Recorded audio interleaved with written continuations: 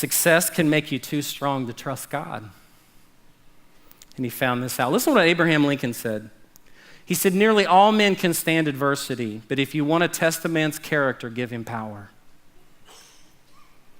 Nearly all men can stand adversity, but if you want to test a man's character, give him power. See, here's the good news today. If you're here at LaGrange, you're here at Noonan, there is some serious hope for every man who's in this room, okay? Here's why. You're still alive. And you can do something that can forever change a generation and forever rock a culture around you. Here's what I want you to consider doing. I want you to define the last line. You say, what do you mean? Well, look at Uzziah, 2 Chronicles 26:23. This is the last line of the story of Uzziah. This is what is said about him. Uzziah rested with his ancestors and was buried near them in a cemetery that belonged to the kings, for the people said he had leprosy. Now, you don't realize that because leprosy is not big in our culture, but basically if you had leprosy, like they had your own town you had to go live in.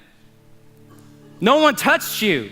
No one got around you. But look what it says. Everything else he did in his life, all the armies, all the fortresses, all the swords, all the accomplishments, but the last line of his life was defined by these 3 or 4 words. He had leprosy. You see, the good news for us today is you're still alive. You can still define the last line. You know, as a pastor, I've written a lot of obituaries. I wrote my own parents' obituary, my mom and my dad when they both died. And it's humbling when someone looks at you and said, would you write the obituary for this person? Because you try to find all the things that, fit within the paper and everything else, but there's always that point in the obituary where it's just the same old obituary, or there's one thing that stands out. And men, here's your step today, because we need a next step, right? We need to make it simple for men. Men, I want to challenge you. Get out a piece of paper, open your Bible, and I want you to write and define the last words that you want to be spoken about your life. I thought a lot about this while I was preparing this. Lord, what do I want my last line to be? I would love for my last line to be, he followed Jesus and led thousands to follow him.